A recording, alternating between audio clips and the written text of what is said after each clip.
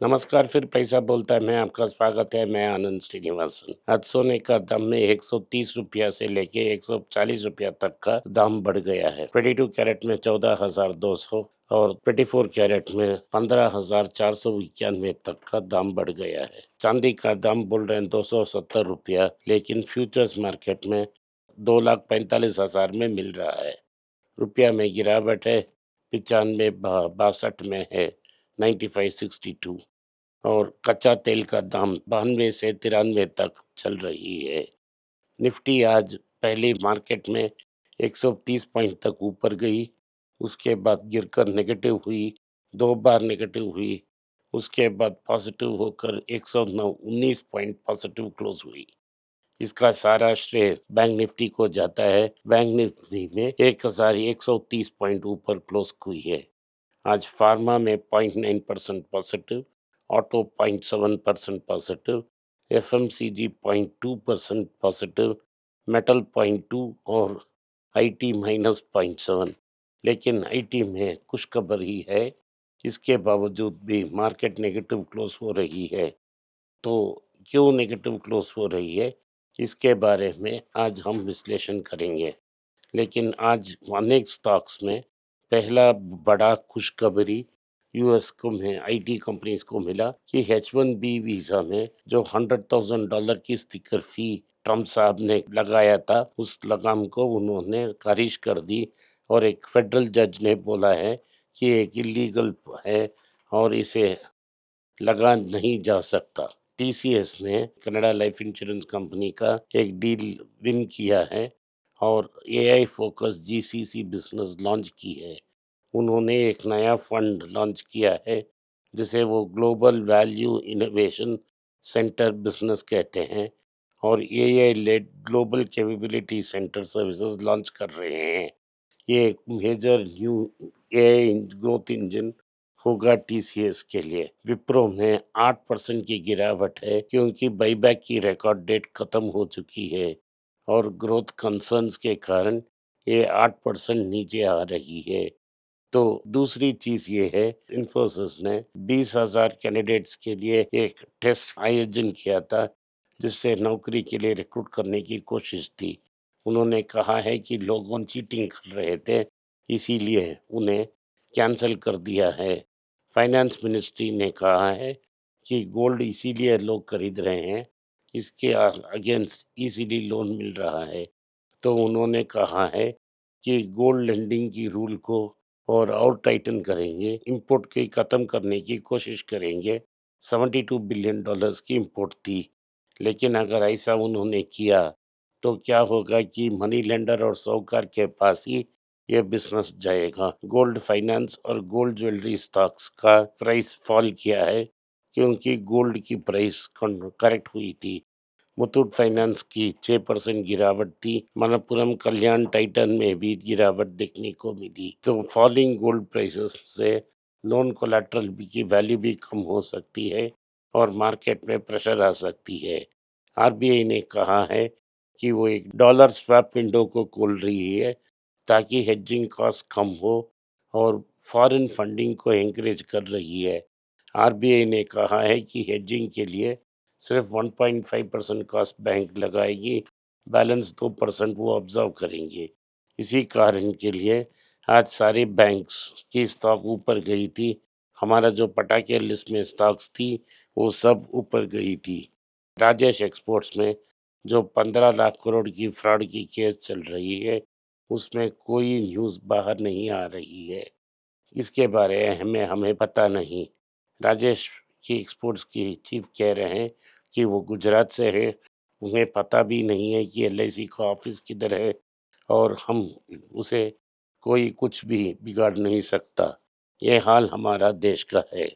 US Apache helicopters जो सबसे advance technology से बने हुए हैं, उनमें से एक को ईरान ने मार गिराया है स्ट्रेट ऑफ होर्मुज के भी पास।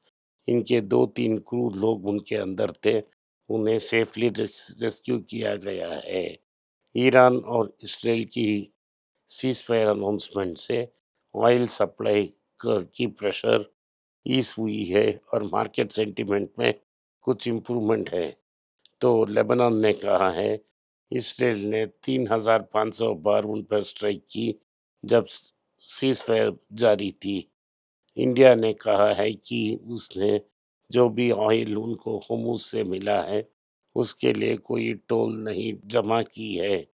प्राइम मिनिस्टर ने कहा है कि प्राइम मिनिस्टर उज्ज्वला स्कीम में जिसमें सब्सिडाइज एलसीजी एलपीजी रिफिल्स मिलते थे, पहले 12 मिलते थे उसको 9 किया था, अब उसे 4 कर रहे हैं।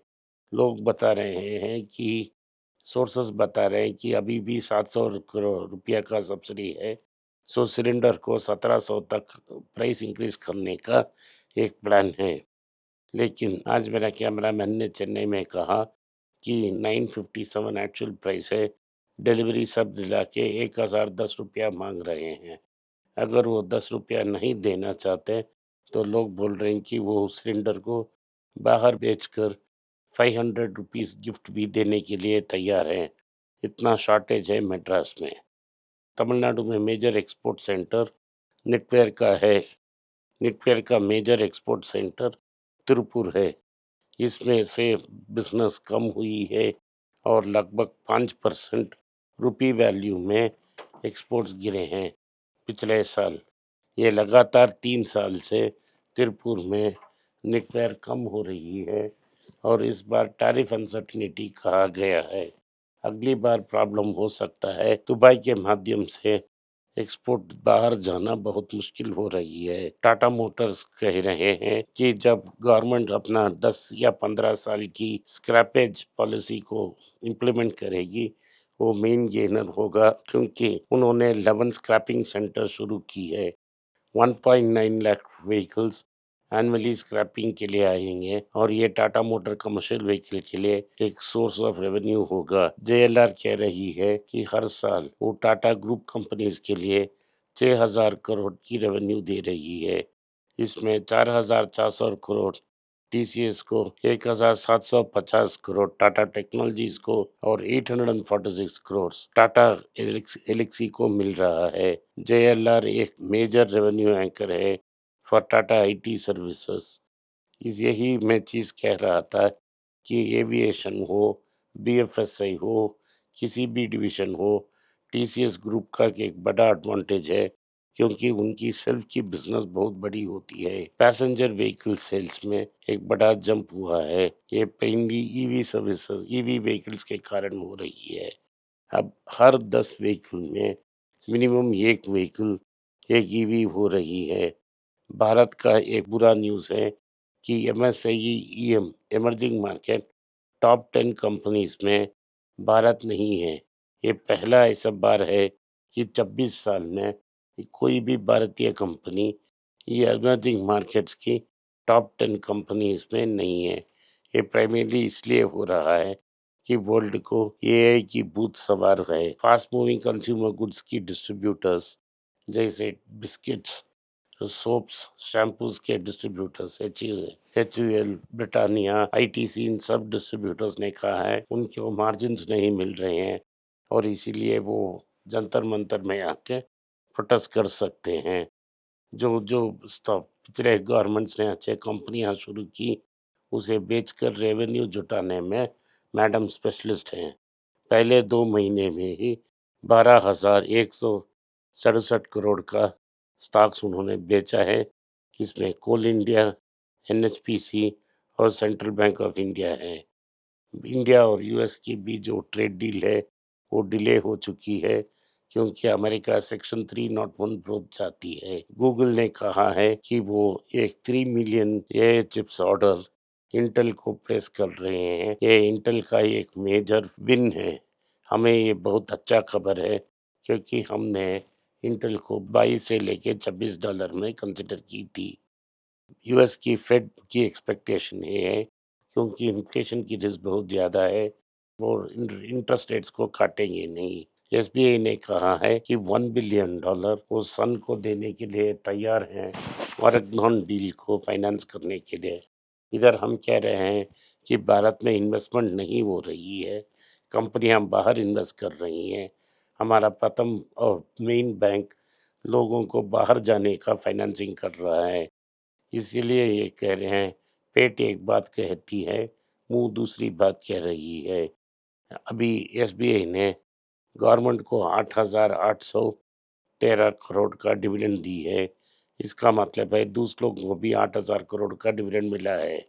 तो जो भी मुनाफा वो कर रहे हैं, वो सारे डिविडेंड के रूप में बाहर जा रही है। रिटेन्ड अर्निंग बहुत कम है पब्लिक सेक्टर बैंक्स में। आज के लिए इतना ही। आपने इस पॉडकास्ट को सुना, इसलिए मैं आपका आभारी हूँ। हो सके तो वीडियो को लाइक कीजिए, चैनल को सब्सक्राइब कीजिए और बेल नोटिफिकेशन दबाएं। इस वीडियो को अपने दोस्त और रिश्तेदार के पास भेजें और उन्हें देखने की आग्रह करें। नमस्कार, धन्यवाद, जय हिंद। अगर आप मुझसे संपर्क करना चाहते हैं, नीचे दिए गए ईमेल में मेल भेजें। मेरी टीम आपके साथ संपर्क करेगी और मदद भी करेगी।